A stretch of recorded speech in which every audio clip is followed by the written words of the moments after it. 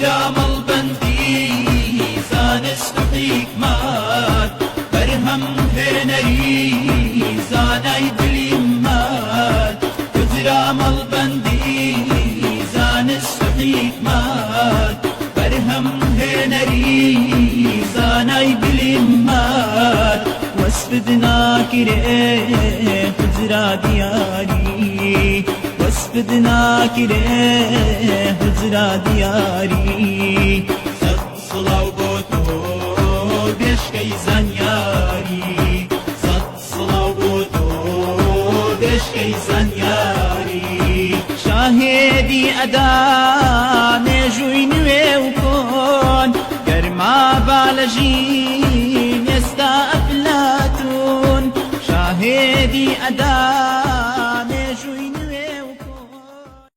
بسم الله الرحمن الرحيم. الحمد لله، الصلاة والسلام على محمد رسول الله. اللهم صل على سيدنا محمد وعلى آل سيدنا محمد. بینەرانی بەڕێز و خۆشەویست، السلام عليكم ورحمة الله وبركاته. ئەوان ڕۆژ بە خزمەت ئێوەی بەڕێز و خۆشەویست گەیشتینەوە لە بەرنامەی ئەم زانایە لە یاد مەکە. لە بەرنامەی ئەم زاماندا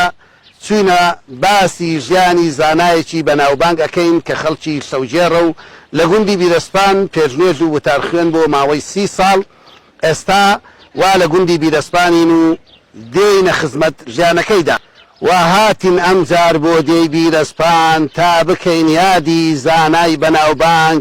مەلا محەممەدی شەوجێڕی. ئەو جار مەبەستمانە تا کۆتایی دیدار شەوقی گەزەنجی لە درەوشایەوە لە حوجرە و مزگەوت نەدەبڕایەوە دەهاتن خوێندکار لە دوورە ڕێیە تاکو لەی فێر بن زانستی قورئان. مامۆستای بەڕێز ئەو زانای ڕەشید لەبەر دەستیا بوو فەقێ و مستەعید چی خوا پێدا بوو لە علمی یەقین زانستی ئەدا لە شەرع و لە دین. مامۆستا گۆڕت یاخوا پڕنور بێ ڕوحت لە نووری خوا بەخەبەر بێ. بەڵێ بینەرانی بەڕێز و خۆشەویست لەگەڵماندا بن بۆ ژیانی مامۆستای بەڕێز مامۆستا مەلا محەممەدی شەوجێڕی. بسم الله الرحمن الرحیم. ئەو ڕۆژ لە خزمەت مامۆستایەکی زۆر بەڕێز پلەپایەکی بەرز ڕێز و تەقدیرێکی زۆر لەلایەن خەڵکەکەی و لەلایەن کەسوکاری خۆی و هەموو دانیشتوانی ئەو گوندە بەڕێزەی کە ئێمە ئەمڕۆ لە خزمەتی داین ئەویش گوندی بیرێسپانە. مامۆستای ئێمە بە ناوی مامۆستا مەلا محەممەدی حاجی شێخ بزێنیە، ناسراوە بە مەلا محەممەد شەل یان مەلا محەممەدی شەوجێڕی. لە ساڵی 1970 لە گوندی شەوجێر لە ناحیەی شوان کە ناوچەیەکە سەر بە پارێزگای کەرکووکە لەدایک دەبێت. مامۆستا دیارە پاش لەدایک بوونی دێتە دنیاوە و لەگەڵ دوو برای تریدا ژیان بەڕێ ئەکا بە ناوەکانی ئەحمەدی حاجی کە موالیدی لە ساڵی 1924 لەدایک بووە و مەحمودی حاجی ئەویش لە ساڵی 1926 لەدایک بووە. لەگەڵ ئەم دوو برایەدا 5 خوشکیشیان ئەبێ بە ناوەکانی نەعیمە خان و ڕەعنە و فاتیمە و عایشێ و گوڵە حاجی. ئەمانە هەر هەمووی خوشکی ئەم مامۆستای بەڕێزە ئەبن و لەگەڵ ئەمدا لەو ماڵە خنجیلانەیە پەروەردە ئەبن. مامۆستا بۆ ئەوەی هەروە باو بووە لە سەردەمی پێشەوە دیارە هەموو خەڵکێک بۆ ئەوەی کە کوڕەکەی خۆی فێرە زانستی دینی بکە و بە کوردی وەکو بڵێن بیکا بە مەلا ئەینێرێتە حوجرە و لەوێدا لە خزمەت مامۆستایان دەست بە خوێندنی شەرعی ئەکا. مامۆستاژ یەکێک بووە لەوانەی کە باوکی بەڕێی کردووە و ناردوێتی بۆ لای مەلا سەید ئەحمەد کە لە گوندەکەی خۆیان لە شەوجێر مامۆستا بووە و لەوێ دەستی بە خوێندنی ئاینی کردووە. لە ساڵی 1928دا لە گوندی شەوجێر وتمان دەستی بە خوێندن کردووە، بەڵام بەداخەوە لە پاش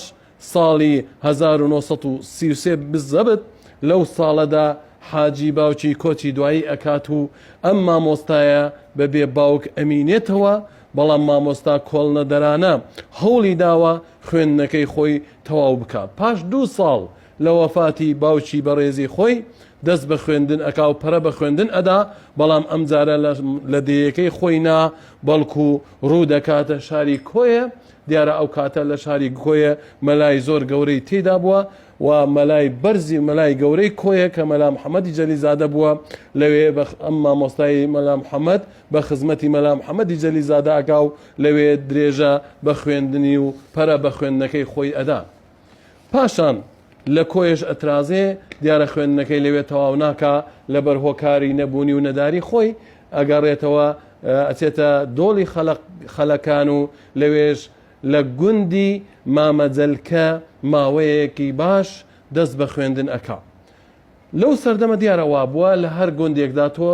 جۆرە کتێبێکت ئەخوێندەوە پاشان بۆ کتێبەکانی تر ناچار بووی ڕووی بکەیە مامۆستایەکی تر و شوێنێکی تر بۆیە ماوەیەک دەچێتە سنووری باڵەکایەتی و خۆشناوەتی لەوێش دەست بە خوێندنی هەندێک کتێبەکانی شەرعی ئەو سەردەمەی خۆی ئەکا. بەڵام پاشان پاشتر دێتەوە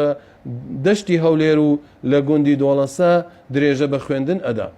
لە ساڵی 1946 دەچێتە گوندی قەشقە و لە خزمەت مەلا سەعید کە مەلایەشی ناودار بۆ لەو سەردەمە دەستی بە خوێندن کردووە.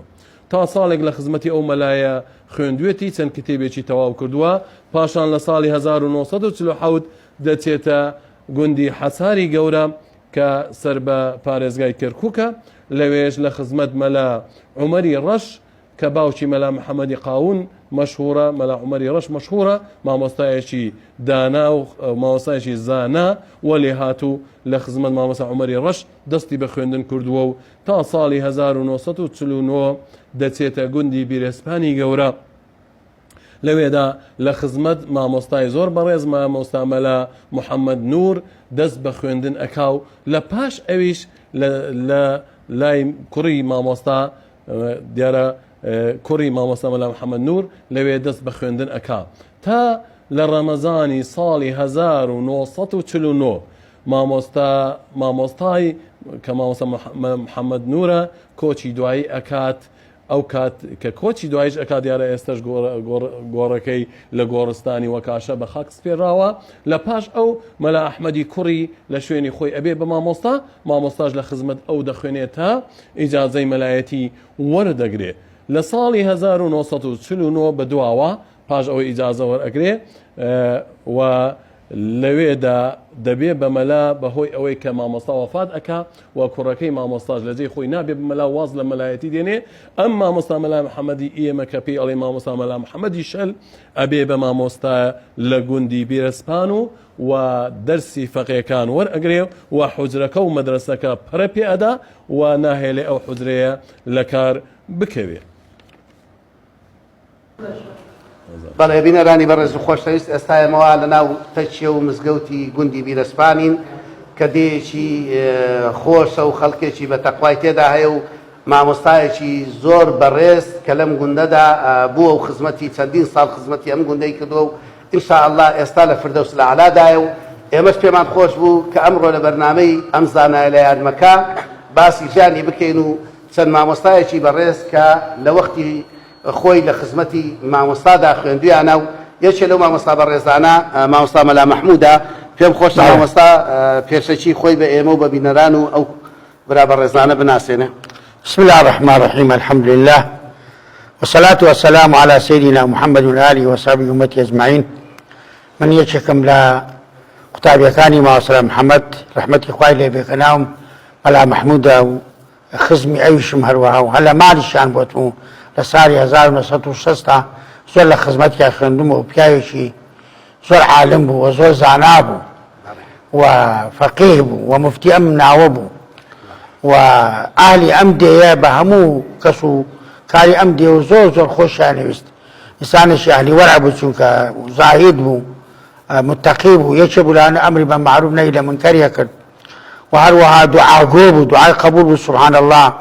لقر على مكا يزوز ولقر أول ساعة دعاء شكر بعد نوعيك خواه تبارك تعالى دعاء قبول كردو أما مستايا برزا مدرسة شهبو ليلة لبيشتو لدعاء تريشا لم برسبانا فقيشي زور يهبو وهمو آخر معدشان بزوري أخوانت ودرزي شي جواني بيان وهموشان ليان رازبون أو أغربشي أوانيك أو درزي بيدابو بونا ملاو بونا ملايشي ناودار بونا أما مستاي معلماني كلمنا هو درجانا قلتو زعنابو بهمو جوريك ويعني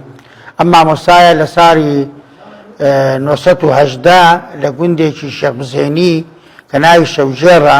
لەو دەیە لە دایک بووە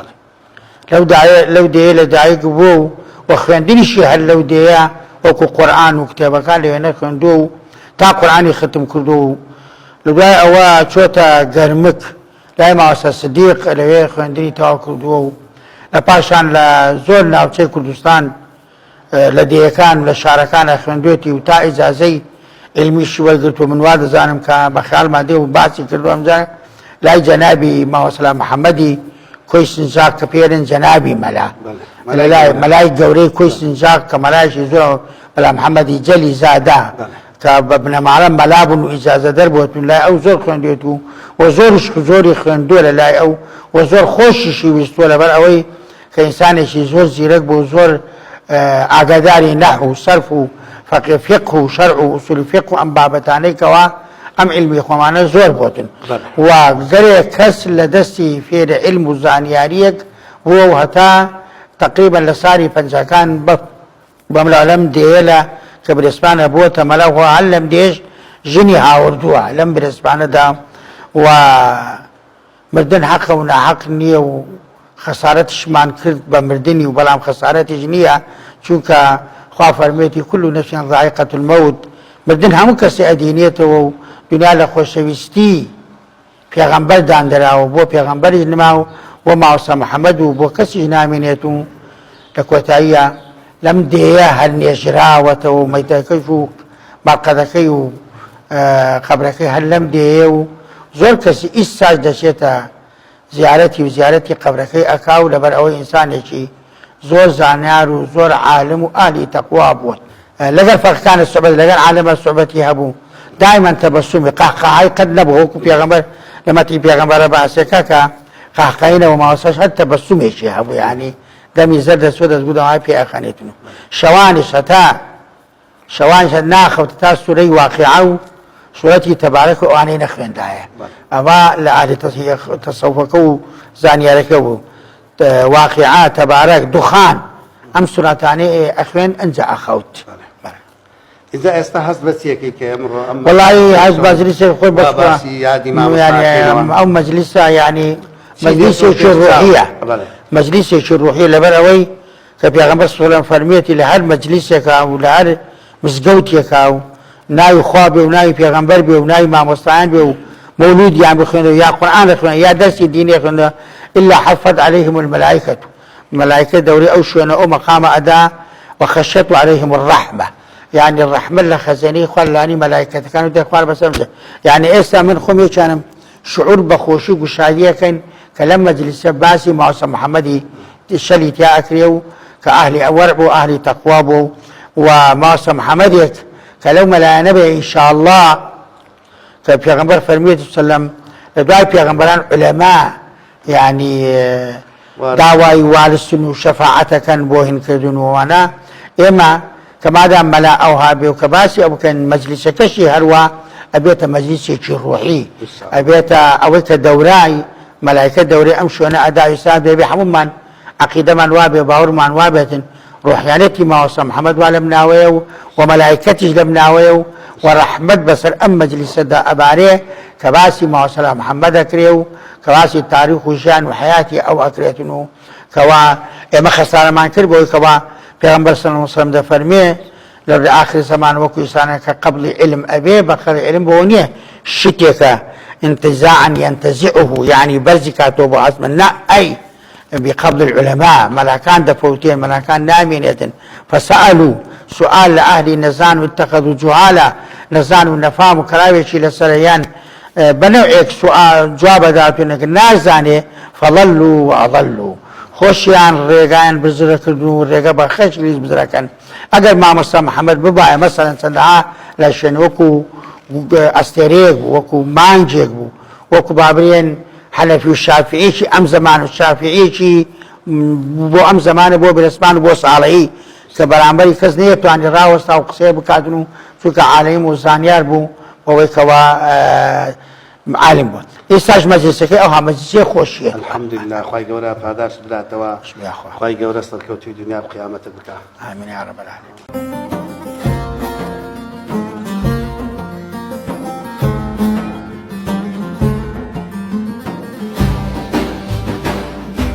رسول الله قلبي مشتاق من مدينة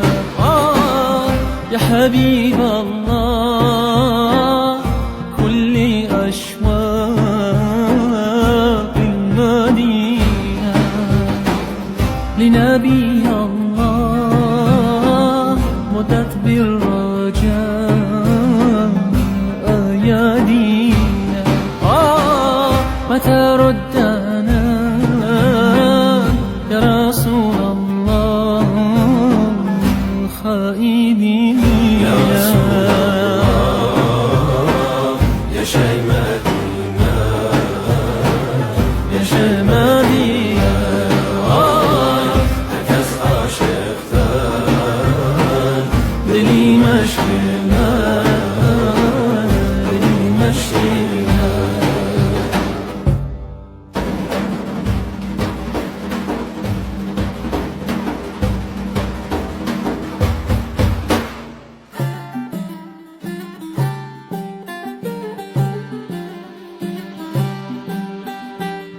يا رسول الله باوانا نوت چند خوشا عراقت كم لا باوانا كنت ونوشا هر وقت حجيان باوانا لدور بيت الله باوانا ما دوري تو عزيزا يا نبي يا شافي يا رسول الله بەڵێ مامۆستای بەڕێز خۆت بە ئێمە و بە بینەران بناسێنە. من بناوی خۆی بەخشندە و میهرەبان ناوم ئەبوو بەکر محەممەد حاجیە ناسراوم بە مەلا شاخی. بەڵێ بەڕێزت کوڕی مامۆستای بەڕێزی. بەڵێ من کوڕی گەورەی خوالی خۆشببوو مامۆستا بەنام محەممەدی شەلەم. بەڵێ بەڕێزت چی دەربارەی مامۆستا دەزانی ئەگەر بۆ ئێمە بۆ بینەران شتی بکەیتەوە؟ من سەردەمی مناویم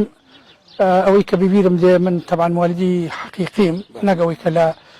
سەرژمێریات تۆمار کراوە موالدی حەقیقیم 25 حوتی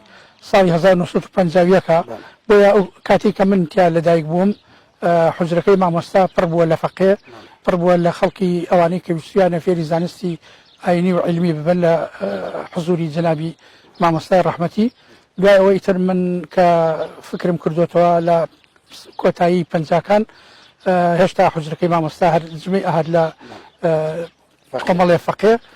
من هەندێک لەو فەقییانە کە بۆ ئەو سەردەمە بڵێن کە من بەبیرم دێ کاک مەلا سابیر حاجی حوسێن بوو، مەلا فازڵی شەری شەو جێڕی بوو، هەروەها مەلا عومەری دووشیوان بوو، هەروەها مامۆستا مەلا محەممەدی قادر باغر، مەلا سەلامی بیراڵک کارێز، مەلا نووری بیراڵک، مەلا کاکری تۆڵچی شەید مەلا ئاراس. من خۆشم فترەیەک لە خزمەتی باوکمە هەر خوێندوومان لەبەرەوە ئەو کاتە مەدرسە نەبوو لە گوندەکەمان. مامۆستا پیاوێک بوو، پیاوێکی نیشتمان پەروەر بوو، پیاوێک بوو خزمەتی بە حەزی لە خزمەتی گەل و نیشتیمان و ئاینەکەی ئەکرد. بەڕێزت شتێکی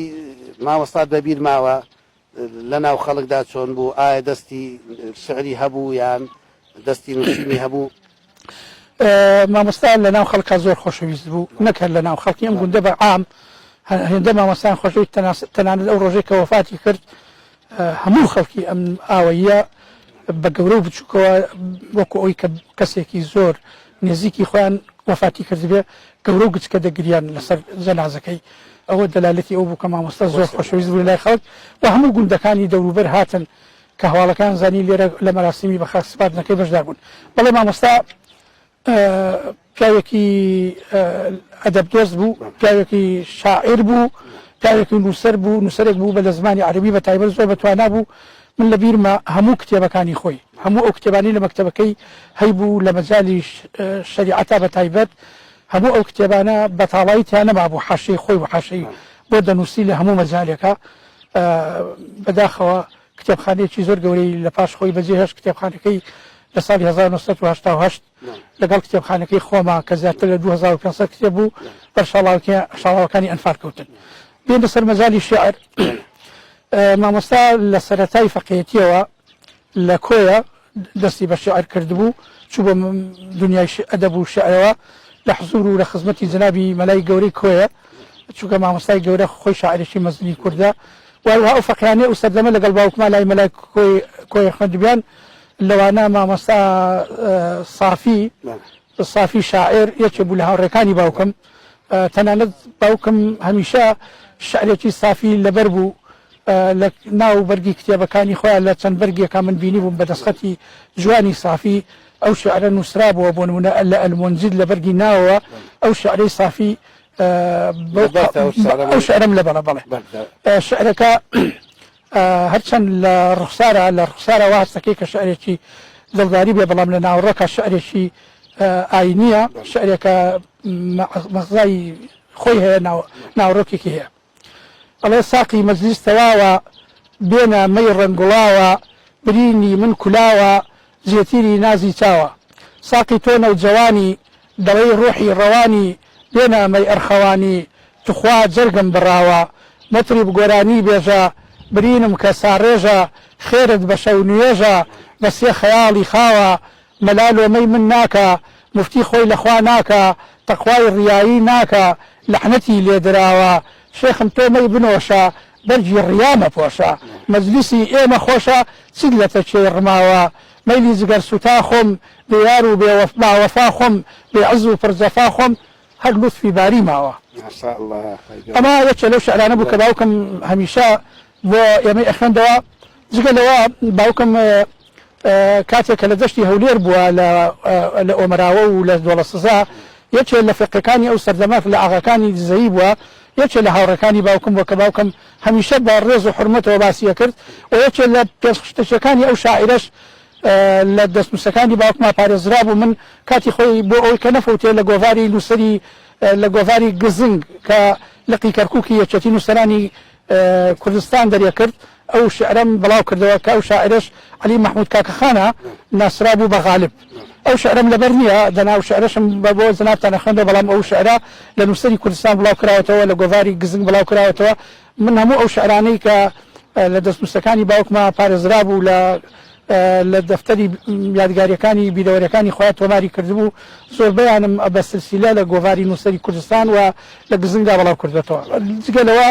باوکم کە لە دەشتی هەولێر واز لە خوێندن دێنێت دێتەوە لە حەساری گەورە لە خزمەتی مەلا عومەری ڕەش مەلا عومەری ڕەش باوکی مامۆستا مەلا محەممەدی مزگەوتی قاون بووە مەلایەکی گەورەی کەرکووک بووە باوکم لە خزمەتی ئەوە کۆتا جار بڵێن کە لای ئەو خوێندوویەتی پاش ئەوە ئەنجا گەڕاوەتەوە بۆ ئاوایی بیرەسپان ئەو شەریکە کە با بڵێن یەکەم جار کە کۆتایی بە خوێندنی مەلایەتی هێناوە و بووە بە مەلا و بووە بە خودپەخوێن و بووە بە مامۆستای مەدرسەکە لەم گوندی بیرەسپانە ئەویش لە حزوری مامۆستا مەلا محەممەد نووری کوڕی مەلا ئەحمەدی کۆری ئۆمەر گومەد بووە مامۆستا مەلا محەممەد نور لەم شوێنەی کە جەنابەت مقابلەت کرد کە شوێنی خانووکەی باوکم بووە ماوی لێوە بووە مەلایەکی گەورەی کورد بووە شاعرێکی گەورە بووە من ئێستا کۆمەڵی دەستنووسیم تا ئێستا پاراستوو لە لای خۆم و کەس و کارەکەی ویستان کتێبێکی لەسەر چاپ بکەن من زۆر هاوکاریانم کرد ئەو کتێبە چاپ کراوە مامۆستا مەلا محەممەد لە ڕەمەزانی ساڵی 1949 لێرە لە گوندی بیرەسپان کۆچی دوایی ئەکا و وەسێتەکان لە کۆکاشە بە خاکی ئەسپێرن ئێستا قبری پیرۆزی لە هۆکاشەیە لە دوای خۆی کاکە ئەحمەد کە کوڕی مامۆستا مەلا محەممەد نور بوو کاکە ئەحمەد ئەبێت بە مەلا بۆ ماوەی چەند مانگێ بۆ تاوکردنی مانگی ڕەمەزان یعنی لە مانگی ڕەمەزانە کە وەفاتەکە کاکە ئەحمەدی کوڕی لە شوێنی ئەبێت بە مەلا بەڵام مەلایەتەکەی مانگێک تێناپەڕێنێ بەهۆی کێشەیەکی کۆمەڵایەتیەوە واز لە مەلایەتەکە دێنێ ناچار ئەبێ کە بڕوە ئێرە بەجێ دێڵێ بەڵام داوا لە باوکمەکە ئەڵێ لەبەر ئەوەی تۆ ئێمە خەڵکی ناوچەی شێخ حوسێنین و جەنابشت مەلایەکی خەڵک شێخ حوسێنی تاپیتەتە ئێرە من زۆر مەمنونی جەنابتە بم کە شوێن باوکم چۆڵ نەبێ مەدرسەکەی باوکم چۆڵ نەبێت تۆش نەڕۆی ئەبێت تۆ ببینیتەوە ئیتر خەڵکی گوندەکە هەموو دێن داوا لە باوکمەکەن کە مەدرسەکە بێخاوەن نەبێ وەفەقیەکان پەرتەوازە نەبن بۆ مزگەوتەکە بێ مامۆستا نەبێ ئیتر لەسەر داوای کاکە ئەحمەد و لەسەر داوای خزمانی بیرەسپان لە ساڵی 1949 لە کۆتایی ساڵی 1949 باوکم لێرە ئەبێ بە مامۆستای مەدرسەی ئاینی گوندەکە وهروها ئەبێ بە پێشمێژ و وتارخوێنی مزگەوتەکە لەو خودپانەی کە لەو شعرانەی کە مامۆستای باوکم هەمیشە لە چەند جارێک نووسیبیەوە لە کتێبەکانی و من ئێستش هەر لە بیرم ماوە لە سەردەمی مناڵیمەوە شیعرەکەم لەبەرە شعری مامۆستا مەلا محەممەد نورە کە ملەقەب بووە بە نووری شاعرێکی گەورەی کەرکووکیە ئەڵێ شعرەکە لە ساڵی 1940 نووسراوە بۆ ڕووداوێکی گەورە لە کوردستان ڕوویداوە ئەو کاتە نازانم جەنگی جیهانی یەکەمە یاخۆ شەڕێک واقعەیەک ڕوویداوە لە وڵاتە ئەو شعرە لەو کاتە نووسراوە ئەڵێ گەرخدا مەیلی لەسەر بێ خانەدانێ چۆڵ نەکا دوور لە فکری کولی کە شێرێکی بۆ پەیدا ئەکا هەر چرایەکی خدا مەیلی لەسەر مانی هەبێ هەر منەوەرتر دەبێ عالم هەموو فوی لێ بکە داهیەی دابوو دەرونی عالەمی هێنا هەژان چاوەڕێن ئەم حاڵەتەی ئەمڕۆخوا تەبدیلی بکە شەمسی عیزەدین لەسەر لێوی ئوفق وا تاڵعە یا خدا هەروە هەڵاتوو بێ و غروب ڕووتیە نەکا غەم لەگەڵ شادی بەشەر هاتوو گوتی نۆبەی منە آخری عزت وها هاتبوو بە تاریخ خەمشکا ئەمە یەکێکە لە شعرەکانی مامۆستا مەلا محەممەد نور ناسراو بە نووری یەکێکە لەو شعرانێکی باوکم زۆر ئەو شعری پێخۆش بوو چکە دەوێت ئەم شعرە ناوەڕۆکەکەی لە ئاەتێکی قورئانی پیرۆز وەرگیراوە مامۆستای بەڕێز لە ماوەی ژیانێ بەس لەم گوندە بووە لەم دیێ بووە ینی ئەوە واتای ئەوە دەگەێنێت کە مامۆستا ئەوەندە خزمەتی ئەم گوندەی کردێ خەڵکەکە دەستیان تێنەچوە نان هێشتۆ بە هیچ لایەکدا بڕوە بەڵێ من وەک باسم کرد باوکم بەر لەوەی کە ژن بێنێ کە مامۆستاکەی وەفاتی کردووە لێرە بووە بە مامۆستا و بووە بە مدەرسی مەدرسەکە خوشکێک گەورەی خۆی هێناوە لێرە کردوێتە بنەوانی خۆی پاشان لە ساڵی 1950 لەگەڵ دایکم ناوی ڕەحمە محەممەد عومەرە ئێستا لەبەرەوەی باری تەندروستی تەواو لەبوو دەنا حەزیەکە لەویش بێت لەم بەرنامە بەشدار بێ لەگەڵ ئەوە هاوسەرگیری کردووە و من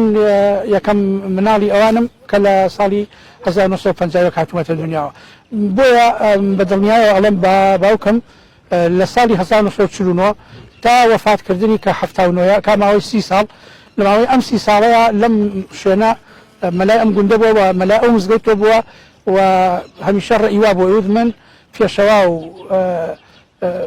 پێشەوای ئەم مزگەوتەم دانگی خۆم ئەدەم پێشنێژی خۆمەکەم چێ هات لە پشتمەوە نوێژی کرد خوا نوێژی لێ قبولکە و من فەرق و جیاوازی لەبین هیچ هاوڵاتێکی ئەم گوندە ناکەم خی گەورە پاتە مامۆستا دەورێکی چاچی هەبوو لەوەی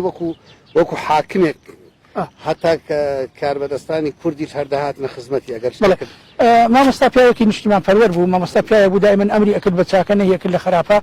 هانی لە خوتبەکانی هانی کۆمەڵانی خەڵکی کوردستانی ئەدا بۆ بەرامباربوونەوەی زوو و زۆر و چەسانەوە یعنی با بڵێن من بۆ خۆم بەس بە حاڵی خۆم لە مەدرسەکەی ئەوەوە فێری ڕێبازی کوردایەتی و نیشتیمان پەروەری بووم لە بیرما باوکم دوای بەیانی 11 ئادار مەلاکانی ئەم ناوچەیە هەموو کۆبوونەوە بڕیاریاندا کە ڕێکخراوێک بۆ یەکێتی زانانی ئاینی کوردستان لەم ناوچەیە دروستکەن و بە کۆی دەنگ بڕیاریاندا کە مەسئولی ئەو ڕێکخراوە بۆ ناوچەی ساڵەی و بیبانی جنابی مامۆستا مەلا محەممەد بێ تر باوکم بوو بە مەسئولی ڕێکخراوی هۆکاشە لەو سەردەما لە پێشتریش یعنی با من بگەڕێمەوە بۆ پێشتر بۆ بیدایش هەڵگیرسانی شۆڕشی ئەیلول کە شۆڕش دەستی پێکرد بارگاکان لە چەند ڕێزان و لە حەسەن قەباغ بوون ئەو کاتە پێشمەرگە بەنهێنی ئاهاتە خوارەوە بۆ ئەم سنوورە ئێمە کۆمەڵی خزم و کەسوکاری نێزیکمان لەوانە چۆخایابەی کاولۆسوار قادر ڕەسوڵ لەوانە مەجموعە زۆر پیاوی ئەو سەردەمە کە پێشمەرگە بوون لەو شۆڕشەیە عەریف ڕەفیق بیبانی عەریف محەممەد ئەوانە هەموو پیاوی سەرەتای شۆڕش بوون ئەهاتن بە اختیفال لە ماڵی ئێمە ئەمانەوە باوکم هاوکاری ئەکردن یارمەتی ئەدان و بۆی باس ئەکردن کە ئێوە کۆڵ مەدەن خەباتکەن بۆی گەلەکەمان نیشتیمانەکەمان بە ئامانجی خۆی بگات ئێمە ئەوە لە مشکی ئێمە کوڕەکانیشە ڕەنجی دایەوە لە یادمە لە کێشەیەکی کۆمەڵاتی ناوچەکە کە کێشەیە بوو خەری بوو چەند کەسێکی تیا بکوژرێ باوکم چوە ناو مەسەلەکەەوە لەڕووی کۆمەڵاتیەوە کێشەکەی ئاوەند کردەوە دوای ئەوە بڕیاری دەکە لیژنەی بۆ پێک بێ بۆ ئەوەی کە کێشەکە لە ڕووی شەڕ و قانونەوە چارەسەر بکرێت نەگاتە ئەوەی کە کەس سەر زەویزار و ئەوانە بوو کەسی تیا بکوژرێ لە بیرمە مامۆستا مەلا عەبدوڵڵای جووتیار کە یەکێک لە کادیرەکانی شۆڕشی ئەیلول پیاوێکی زۆر معروف بوو لە ناوچەکە ئەوە وەکو نوێنەری شۆڕش بەشداری کرد و محکەمەکەی هێناوە ئەم مزگەوتە لێرە لەم مزگەوتە بە حزوری جەنابی مامۆستا ئەو کێشەیەک لای کراوە ئەوە جگە لەوەش کە ئەمیشە ئێمەی بانگە کرێت کوڕم ئێمە من کەسێکم تەمەنم زۆرە قاچێکم شەلە توانای پێشمەرگاتی نییە بەڵام ئێوە کوڕی منن من ڕێتان ناگرم ئەتوانن ببن بە پێشمەرگا لە شۆڕ شەیلولدا عوسمانی برام بوو بە پێشمەرگا و هەتا نسکۆی 75 پێشمەرگە بوو و خۆشم لە شۆڕشی ئێلودا لەسەر وەسەتی باوکم و داواکاری باوکم لە ساڵی 1974 بوومە پێشمەرگا و کەسێ بووم لە هێزی ڕزگاری کە چەندین پلەی پێشمەرگایەتی و لێ پرسراوەتیم لە ناو شۆڕشدا بڕی و لە شۆڕش گەلەکەشماندا من پرسوڕام بە باوکم کرد دوای نسکۆی 75 گوتم ئەوە ڕێکخراوێکی نوێ حزبێکی نوێ هاتۆتە ئاراوە دەیە شۆڕش هەڵجستێنێتەوە خەبات دەست پێ بکاتەوە جەنابەت ڕەزامەندیت هەیە یان نییە من بچمە ناو خەباتەوە بۆی هەیە ئاشکرا ببم بکەومە زیندان ماڵ و مناڵم هەیە وتی کوڕم بڕۆ بە هەموو توانایەکەوە بەشداری ئەو خەباتە بکە و من لەگەڵ چەند مەلایەکی برادری خۆشم باسم کردووە لەوانە مامۆستا مەلا عەبدوڵڵای سەبحەق کە خەڵکی ڕەحیمانای ڕەحیماوە بوو ئێمە ڕەئیمان وایە کار مەلایەک یا کوڕە مەلایەک لەم شۆڕشە بەشداری بکە خزمەتێکی گەورە بە گەل و بە نیشتیمان و بە عینەکەیەکە بۆیە من لە شۆڕشی نوێژدا لە 75ەوە چوومە ناو خەباتی کوردایەتی و پێشمەرگایەتیەوە خۆی گەورە پاداش بداتەوە زۆر زۆر مەمنون ئەگەر شتێکت مابێت من لە کۆتاییدا زۆر سپاسی ماندووبوونی ئێوە کەم ئەو ستافەی لەگەڵ جەنابی مامۆستا مەنانووری هاتوون لە کامیرەمان و لە ئەوانەی کە بەرنامەکە ئامادە ئەکەن و پێشکەشی ئەەکەن سپاسی ماندووبوونتان دەکەین دەستخۆشیتان لێ دەکەین هیوادارین بەرنامەکانتان یەک لە دوای یەک بەردەوام بێ بۆی بتوانن خزمەتێکی گەورە بە زانانی ئاینی بە گەل و بە نیشتیمانەکەمان بکەن. خۆی گەورە پاداش بداتەوە پاداشتی ئێوە بداتەوە. ئەوەی مامۆستا دەست بە مەلایەتی ئەکاو لە حوجرەکەدا دەست بە تەدریس ئەکا لە ساڵی 1949 دیارە مامۆستایەکی زۆر لە لای ئەم مامۆستا بەڕێزە خوێندویانە لەوانە مامۆستا مەلا ئەحمەدی مەلا محەممەدی علی بەیان کە یەکێک بووە لە خزمەت مامۆستا خوێندوێتی مامۆستای دووەم مامۆستا مەلا سەلامی کارێزی و هەروها مەلا نووری بیراڵک وڵا هەروەها مەلا محەممەدی قادرباغر و مەلا کاکلی تولکی کە پیاوێکی قسە خۆش بوو و هەروها شەهید مەلا ئاراس یەکێک بۆ لەوانەی کە لە لای مامۆستا خوێندوێتی و مەلا شاخی کە کوڕی مامۆستایە لە لای خۆی خوێندوێتی و هەروها مەلا خدر و مەلا سابیر حاجی حوسێن کە ئەویش یەکێک بووە لە خزمەت مامۆستا خوێندوێتی هەروها مەلا ئەحمەدی بیبانی و مەلا مەحمودی شێخ بزێنی و مەلا عومەری دووشیوانی و هەروها مەلا مەجیدی دۆڵەسەیی و مەلا لەتیفی پاڵکانە و چەندەها مەلای تریش لای مامۆستا خوێندویانە کە یەکێک لەوانە ئەگەر باسیکەی مەلا کەریمی تازادەیی و مەلا کەریمی کاولە سوار و مەلا فازلی شەوجێڕی و مەلا محەممەدی حاجی حەسەن زەردک و هەروەها لە ئاخر و ئۆخرەکەیشیدا یەکێک لەوانەیە کە لە لای خوێندوێتی شێخ نورەدینە ئەویش لە لای ئەم مامۆستایە دەستی بە هەندێک خوێندن کردووە بەڵام دەرسی مەلایەتی تەواو نەکردووە و بۆ دەیان کەسی تریش لە خزمەتی ئەم مامۆستایە خوێندویانە و سوودیان لە علم و زانیاری ئەم مەلایە ئەم مامۆستا بەڕێزە وەرگرتووە مامۆستا لەگەڵ ئەوەدا کە مامۆستایەکی ئاینی بووە خەڵکی هانداوە بۆ فێربوونی ئاین و خواپەرستی و خۆشەویستی خوا و خۆشەویستی پێغەمبەر لەگەڵ ئەوەشدا کەسێکی نیشتیمان پەروەریش بووە یعنی لای نیشتیمانیشی فەرامۆش نەکردووە بەڵکو لەگەڵ بواری مەلایەتی خۆیدا احتیمامێکی و گرنگێکی زۆری بە نیشتیمانەکەی خۆشی داوە بۆیە لە ساڵی 1970 تا ساڵی 1975 یعنی 4 ساڵ لێپرسراوی ڕێکخراوی هۆکاشەی یەکێتی زانایانی ئاینی کوردستان بووە مەسئول بووە بەرپرسی ئەو ڕێکخراوە بووە لەو دەڤەرە کە سنووری ساڵەی و بیبانیان پێ ئەگوت لەو کاتە 4 ساڵ خزمەتی لە ناو لقی یەکێتی زانایانی ئاینی کوردستان خزمەتی کردووە و خەڵکی هانداوە بۆ کوردایەتی و خەڵکی هانداوە بۆ دینداری و خەڵکی هانداوە بۆ ئەوەی زوڵم و ستەم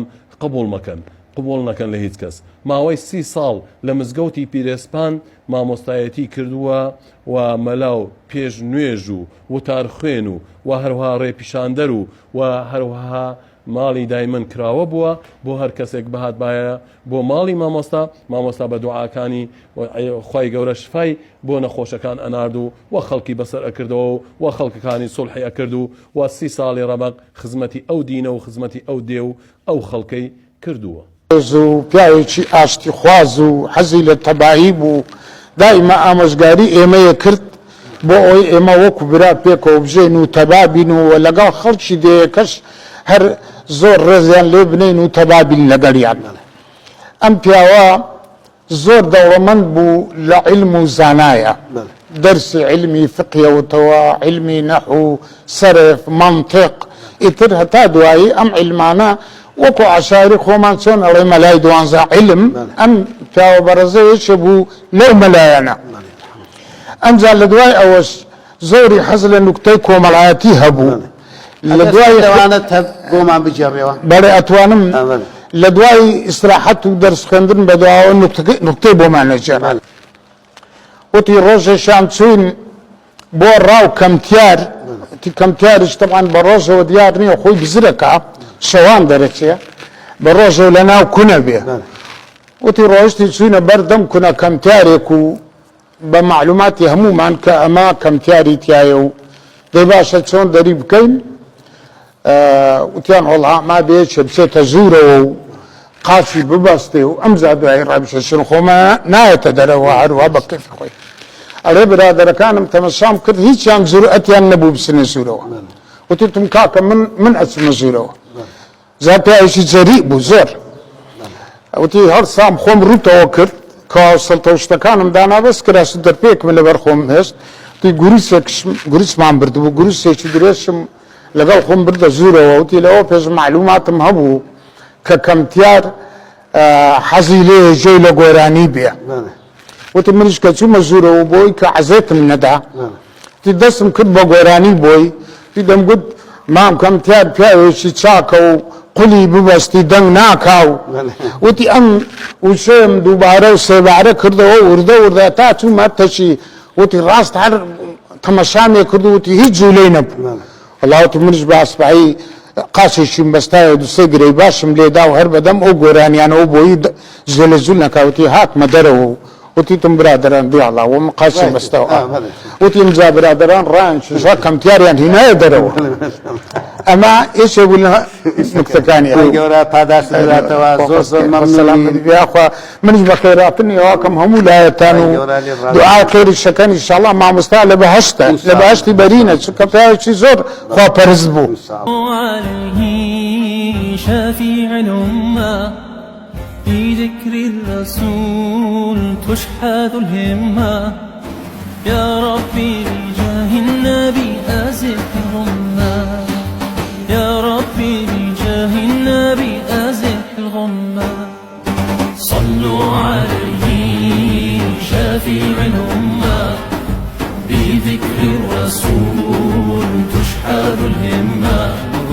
يا ربي بجاه النبي أزح الغمة يا ربي بجاه النبي أزح الغمة صلوا عليه شفيع الأمة في ذكر الرسول تشحذ الهمة يا ربي بجاه النبي أزح الغمة بەڵێ ئێمە ئێستاوا لەناو ئەو جێگاین کە مامۆستای بەڕێز ماڵی تێدا بوو بەڵام ڕژێمی بەعس ئەم شوێنەی تێکدا و وێرانی کرد و ئێستا تەنها خاکەکەی و جێگاکەیتی و ئەم بنەماڵی ئەوەش بنەماڵەی مامۆستای بەڕێزن کە کوڕێنی و کچی مامۆستان و برازای مامۆستان و هەر هەموو خۆشەویستی مامۆستان ئینشاءڵڵا و ئێمەش هەمومان خزمەتکاری مامۆستاین ئێستا گەیشتین بە دکتۆر سلێمان کە کوڕی مامۆستا مەلا محەممەدە فەرموو خۆتمان پێ بناسێ سلێمان کوڕی مامۆستا محەممەد شوێنی خانۆکەمانە لێرە گەورە بوون لێرە ژیاین بەڕێز لێرە لە دایکی بوویت لەم شوێنە بەڵێ ژیانتان چۆن بوو لە کاتی مامۆستا ژیانێکی ئاتی بوو بەڵێ لە خزمەت مامۆستا نەتخوێند من خوێن لە قوتابخانە خوێن بەڵێ لێرە قوتابخانە هەبوو لە زەردەکە بوو ینی هاتشێتان خزمەت کاک عوسمان ئەگەر کاک عوسمان بەڕێزت ئەگەر خۆت بناسیێنی پێمان من عوسمان محەممەد حاجیم بەڵێ بەڕێزت مەلەم خانیە بەڵێ کوڕی مامۆستای بەڵێ بەڵێ دا شتێکی خۆشمان بۆ بجێڕەوە ئەمە چەند غورفەی تیا بوو حوسەکەتان چۆن بوو غورفەی یەکەم جا خانیەکی دووە دەبوو بەڵێ دوایەوە لە ساڵی نازەم تێکماندا کردان غورفەی گشتوچوو ئەو غورفەی بەڵێ. باوکم بوو ئەی حجرەی حجرە و باوکم فەقەکانی بێ لەکوێ بوو ئەو ئەتر ئەمانە غورفە بوونەوە بەڵێ ئەی شوێنی فەقەکان بەڵێ شوێنی فەقەکان لەکوێ بوو فەقیە لە مزگەوت بوون بەڵێ لە مزگەوت بەڵێ بەڕێزت هیچ نەتخوێن لای مامۆستا نەوەڵە هەرسی پارەش ئەلف هیچ شتێک برادرم لەوێ خوێندن نەبوو ماشاءالله الحمدلله شتێکی خۆشت بەبیر نایەتەوە واللهی لە ناو فەقەکانی دی بوو مامۆستا واللهی ناو کات مناڵ بوو بەڵێ ئەوە زۆر کۆندەر پەنجاو بەدواوە بەڵێ حەوت وانە بووە ئەی چیت بەبیر دێ والله زۆر قەت چوویتە لە مزگەوت بانگ دەی من نامن فەقێ نەبووم بانگی سن دەدا والله هەندێک سەلام مەڵام کردووە دەسۆنت کرد الحمدلله يعني ان شاء الله استهز بس هيك واي والله خوشيكم بخيراتني وشكم واي جور اللي دراسي بخير يا ربي قال لي ممنونتين كتو بيس وازي قرمت بو مالك واي جور اللي دراسي به شي براس خد ما في من بناس من خاتون محمد حازي كتسي او كتسي كتسكين بالي يا ربي بخيراتني وكم بخير بصر سلامات يا ربي باوكم ملاشي زانا بو نشتمان پرور بو خلق زور اللي رازي ودي كزور خوشي وايستو كاشي باش بو اخوا بزياد هەستت بەچی دەکرد ئەو کاتەی باوکت مەلای ئێرە بوو وڵام من بچووک بوومە کەم بفکرم دێ باوکم پێ ساڵ بوومان بەڵێ وڵا بار وڵا لە فکرم دێت توانێ ڕەنجی و چۆن بوو هەموو شتەکانی لە خەڵک ڕێزی لە مەلا دەکرد ئەو سەردەما وڵا زۆر باش بوو کە چۆن بوون وڵا ڕێزیان لێ دەکرم وڵا چۆن لە خۆی مەلای باش بۆ من خۆشە ئێستا شەر ئەوەی دێتە سەر گۆڕەکەی ئەڵێ مەلای گەلێت چاودان دێن سەردانیەکەن و ئێستا هەست بە چیەکەی وڵا خۆشە ئێمە لە کەرکوچ لە خۆشی ئەو بەرنامەی هاتیێرە بەڵێ ئارە وڵا خۆم خۆش بوو بێ متم حەزم کردێ هەر دێکەی خۆت بدینی خۆشە بێت خی گەورە لێت ڕازی بێ بەڵێ بەڕێز دەکەم خۆت بە ئێمە و بە بینەران بناسێنە بەڵێ من حەشیم محەممەد حازی کوڕی ماوسا منە محەممەدی شەلم بەڵێ بەڕێزت باوکتت بەبیر دێ بەڵێ ببین دیەک ئەمری خۆی کرد تقریبا 11 ساڵ 12 ساڵ بەڵێ کاتێک ئەو لە ژیاندا بوو تو چەند بوو یعنی چەندە بوو ئەمری خۆی کرد 12 ساڵها ینی شتێکی وات بەبیر نایە لە کاتی ئەو هەندێشتی با بەڵام هەم شتێ تەقەن ئەگەر چیت بەبیر دێ شتێ لەوانە والله مثلا قورآانی خوێنەوانیم بەبیر دێ تو لە خزمەتی هیچ بەڵێ چەند ڕۆژێک چەندم 4-5 ڕۆژە زانماشتی سەرەتایی وەکو ئەلفودێ و زعامە و سەرەتایەکان هەستت بە چیە کرد کە تو باوکت مەلا بوو لە گوندەکە والله شتێکی خۆشە ینی تۆ من خۆم هەر لە مناڵیەوە مزگەوت زیاتر چۆن مزگەوت مەکرد هەر لەگەڵەوانە بڵێن لەگەڵ گەورەکان دانیشتم هەوسوکەتم لەگەڵ بڵێن خەڵکی گوندەکە بوو لە مزگەوت هەیە جگەلەوەی مەسەڵەن ژیانی مناڵیشم هەرە بڵێن ناو مناڵوانە هەوسکۆتی خۆم مەکرد بەڵام لەگەڵەوە شار لەگەڵ خەڵکی مزگەوت تا زۆر هەوسکۆتەکە بووی ئێرە تە چێشی لێ بووە نیە تە چێشی لێ بەڵێ سەوە دروست کراوەتەوە خەڵک زۆر خڕەبەوە لە تەچێکا هیچ بەبیر دێ من بەبیرم دێ لە شتە باشەکانی ئەوە بوو کاتی خۆی کە بڵێن پرسە ئەبوو خەڵک هەر کەسە لە ماڵ خۆیەوە چێشتی دێنا بەڵێ ئەوەت بەبیر دێ بڵێ ئەوم بەبیر دێ یانەوە شتێکی جوان بوو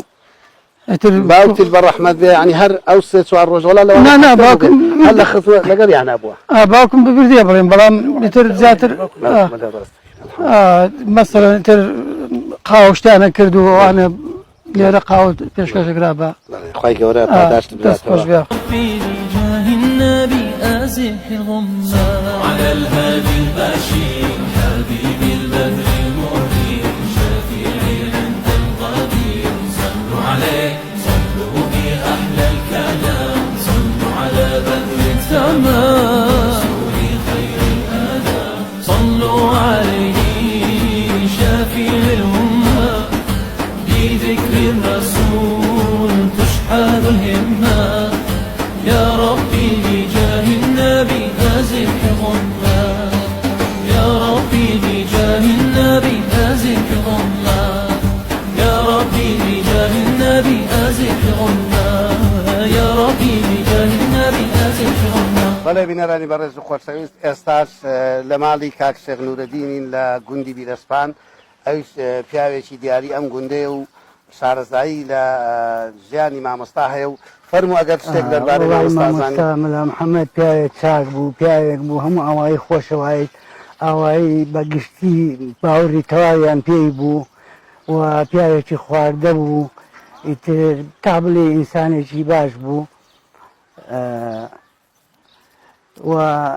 لە هەموو تازەیەک و لە هەموو کێشەیەک لەگەڵمان بوو لە هەموو خۆشی و ناخۆشی لەگەڵمان بوو لە ماڵەکان هەرچێک بووە خۆی دەچوو مشکلەکەی حەلە کرد ئیتر هەر کەسێ ژنی مارە بکردا ئەو بۆی مارا کرد خەڵک باوڕێکی تەواوی پێی بوو جمعة وجماعات لەبەر خاتر ئەو نوێژی نەکردایە لە پشتە وای لێ کرد بۆ هەفتەی دوای بچوە بۆ نوێژ زۆر حەزی لەوە بووکەوە خەڵک هەموو نوێژ بکە ئیتر زۆر سپەتی باشەی کە حجرەی هەبوو فەقێکان داهاتن بە ماڵەکانە و فەقێکان داهاتن بە ماڵەکانە و ئیتر بۆ ئێواران ڕاتبەیان وەرەگرتوڕات بە ڕەحمەت و لێبیان شتی ئەوها بوو بەڕێزن قەت لای نەخوێنت هیچ با من خوێندومە لای چەندت لای خوێن وەڵا تەقریبان ساڵێ خوێندومە لای قورئانم لای ئەووارە وەڵا ئێستا تو سەدەقەی جاریت بۆی کەواتە ئارێ وەڵا من هەرچی بخوێنی خێر هەر لای ئەوە پێر بووم الحەمدولیلا لەوانەیە هەموو خەڵکی لەو سەردەم خۆی و فەقیەکانیشی جاوا بدەستیان بە خەڵکەوە دی یعنی ئەو فەقیانەی هەیبوو ئێستا هەست بە چیەکە ئێمە هاتین وەڵا هەست بواکەم وازانم مامۆستا لە ناومانە ئیستا مەلا محەممەد ئێستا ڕەنجی دێتەوە پێش چاوم خۆی دێتەوە پێچام هەر ئەلێرەش مامۆستا سوار ئەسپە بوو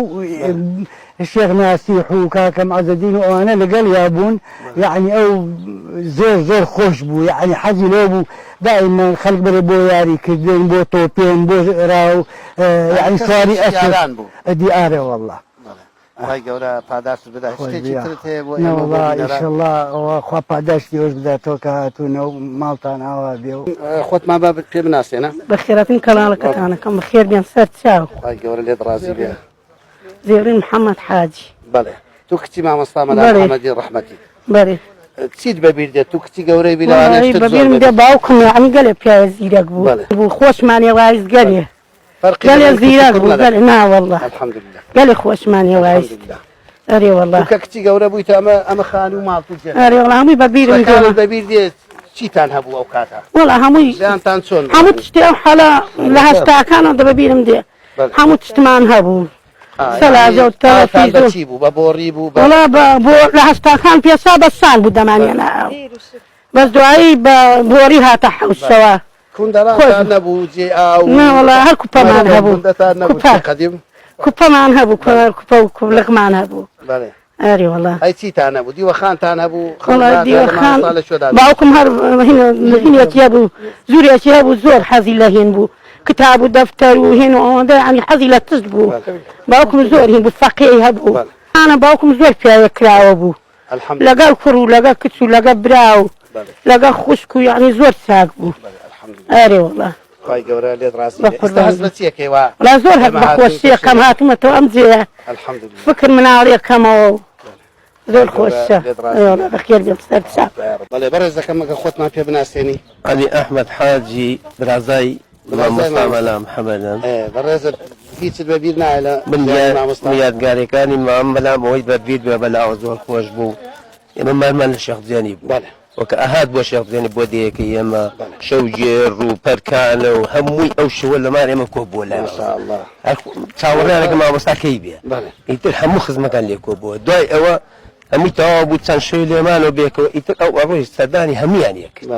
ینی ئەمەندە خۆشەویست بوو لای خەڵک ئەو کاتەگەری ئەو کاتە مامۆستا ئێستا ئەو کاتە چۆن ینی جیاوازی لە چی ئەبینی جیاوازی لەو ئەو کاتە خەڵک زۆر بەڕەحم بوو سیلی ڕەحم بە قووەت بوو خزمایەتی هات و چۆ بەهێز بووارە وەڵا خەڵکێکی خۆشەوە یادگاریەکان قسەی خۆشیە کرد مامەشم لە هەز مەجلیسیە بواە مەجلیسەکەی گەلێ خۆش ئیترێکی خۆشی بەبیر نایە لەو مەجلیسانی کە هات خەڵک هات وەڵی شتی زۆرە بە زۆریم لە بیر چووە لەبەر زۆر زۆر بووە هەست بە چیەکەیت و وڵای هەست بەواکەم من دەستخۆشی لێواکەم بەڕاستی ئیشتەکەتان گەلێ جوان و ئەمە خزمەتێکە هەم بە دینی ئیسلام هەم بەو پیاوە بە ڕێزانەش نایان ئەمینێتەوە دەستخۆشیتان لێکەم و سپاسانەواجبی خۆمانە وەکو ئیشتەکەتان گەلێ جوان ئێمە خۆمان کە مامۆستای ئەوان ئێمەیان پەروەردە کردیە ئێمە هاتووی لە خزمەتکم دەبێت ئێمە باسی ئەو ژیان من دەستخۆشیتان لەکەم یادی ئەو پیاواناکەنەوە بەڕاستی ئیشەکەتان شێت زۆر مش مدينة وسم بطاوة وسم بطاوة عذابم بدست رسول الله رسول الله يا رسول الله يا شيء مدينة يا شيء مدينة يا هكذا عاشق. بەڵێ خۆت جارێ بە ئێمە بناسێنە. من سەفیە ئەنوەر خەڵک بیرەسپانم. بەڵێ جیران بووین لەگەڵ مامۆستا. بەڵێ مامۆستا پیاوێکی چاک بوو، پیاوێکی زەریف بوو، پیاوێکی معقول بوو. بەیانیان هات بۆ پشتەکە عالەمەکە سامی لێ کرد لەبەری هەڵەسا خزمەت و بە خێراتنیە کرد. هەندێ داهات و ئەچوو حەزی لە غەیبەت و ئەو تستانە نەبوو. مامۆستا هەمووتان سیمارە دەکرد لە خەڵکی. بەڕاستی سیمارە کرد. یادی بەخێرارێ وەڵا بوومانی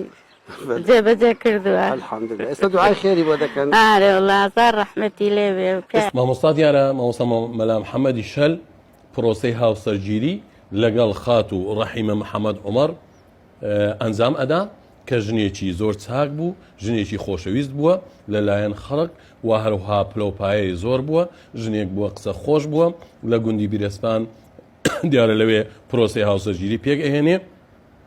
و ئەم ئافرەتە چاکە بەڕاستی یارمەتەی دەری مامۆستا بووە بۆ ئەوەی بتوانێت کارەکانی خۆی ئەنجام بدا. ژنێک بووە میوان پەروەەر بووە، چاوتێر بووە، خزمەتی میوانانی کردووە. لەگەڵ ئەوەشدا هەروەکو مامۆستا ئافرەتێکی شۆڕەجێر و پشت و درێژ بووە. ئێستاش الحەمدولله هێشتا هەر لە ژیان ماوە و لە شاری کەرکۆک ئێستا دائانیشێ خوای گەورە عومری درێژ بکە.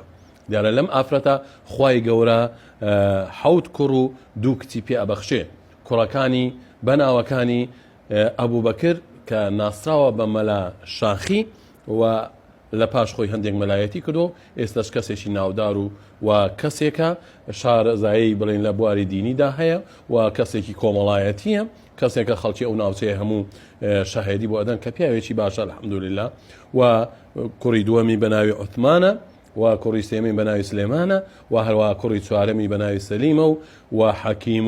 و کەریم و زاهیر. ئەمانە هەمووی کوڕ و هەمووی مناڵی مامۆستان الحەمدولله هەریەکو لە بواری خۆیدا لە بواری خۆی دیارە کەسانێکن کە بەڕاستی وەکو بڵێ جێگرەوەی باوچیانن ئینشاڵڵا و ناگەن بە باوچیان، بەڵام کەسانێکن خەڵک شایەدیان بۆ ئەدا و ڕەحمەت ئەگاتە ئەو دایک و باوکەی کە ئەم کوڕانەی پەروەردە کردووە و هەروە 2 کچیشی لەم ئافرەتە ئەبێ بە ناوی زێڕین و خات و زێڕین و خات و خاتون. ئەم 2 کچەش ئێشتا لە ژیان ماون. ئەمانەش ئافرەتی چاک و دانا و ئافرەتی ڕێک و پێکن خوای گەورە عومریان درێژ بکە. تا طبعا مامۆستا لەبەر ئەوەی مەلای ئاینی هەر عادەتیان وایە دایمەن میوانیان زۆر دێ، خزم و دۆستیان زۆر ئەبێ و مامۆستا لە برادەر و هاوڕێ هەرە نێزگەکانی مامۆستا وەکو ئەژێڕنەوە ئەڵێن کە مەلا ئەحمەدی قەرەبەک یەکەم هاوڕێی بووە و دۆستێکی زۆر نزیکی مامۆستا بووە، هەموو شویان لە بیندا هەبووە، حتا کوڕەکانی مامۆستا ئەحمەد ئەگەرنەوە کە سەردانیان کردووە، ئەوی سەردانی وانی کردووە و هەروەها مەلا عوبێدی سەربیر و مەلا ساڵحی دەرماناو و مەلا عەبدوڵای سەبحە. ئەمانە پێکەوە لەو سەردەمە وەکو ئێستا نەبووە سەردەمی ئینتەرنێت و مۆبایل و ئەم شتانە، بەڵکو بۆ سوالە شەرعیەکان و بۆ حەلکردنی مەسەلەکان ئەمانە هەموو شۆی یەکیان کردووە، پێکەوە هاوکار بوونە وەکو مفتی ئەو منتیقەی ساڵەی و بیبانی و منتیقەی کەرکوک فتوایان داوە و خەڵکیان ڕێپشاندەری ئەو خەڵکە بوونە بۆ لە بواری ئاینیدا و لە بواری کۆمەڵایەتیدا و حتا لە بواری کوردایەتی و شۆڕژێریشدا دەورێکی باشیان هەبووە. تا لە کۆتاییدا لە ساڵی 1979 لە شەوی 16 لەسەر 7 مامۆستای بەڕێز کۆچی دوایی ئەکا کە کۆچی دوایی ئەکا ئەم مامۆستایە لە پاش خۆی هیچ سەروەت و سامانێک بەجێ ناهێنێ وەکو هەموو مامۆستاکانی تری کوردستان. مامۆستایەک بووە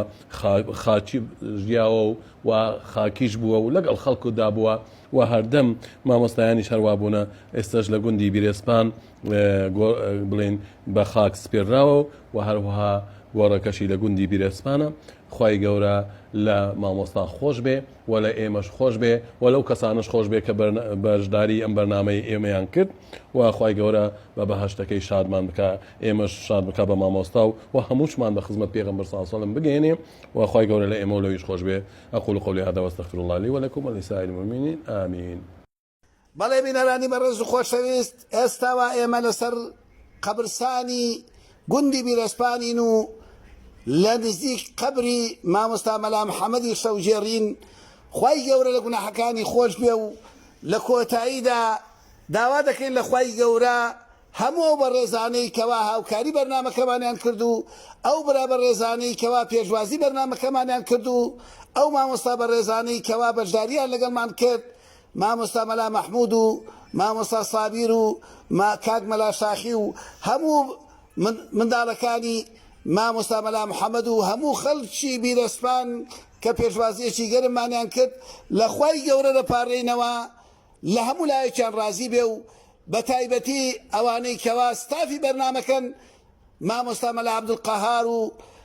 مامۆستا مەلا ڕێبین و کاک بێستون و کاکە محەممەد و هەموو ئەوانەی کەوا هاوکاریکەری بەرنامەکەن بە تایبەتی وێنەگری خۆشەویستمان کاک مەلا دانا و هەروەها مونتاز برای بەڕێزمان کاکە دەرباز بەگزادە و هەموو ئەوانەی کەوا لە کەناڵی دیموکراسی کار دەکەن بەڵێ بینەرانی بەڕێزی خۆشەویست لێرەدا کۆتاییمان بە بەرنامەکەیەنە تاوەکو بەرنامەیەکی تر لە خزمە زانایەکی تر بەغەوەی بەڕێز و خۆشەویست دەگەینەوە خوا حافیز خوای گەورە یار و یاوەری هەموو لایەکمان بێت.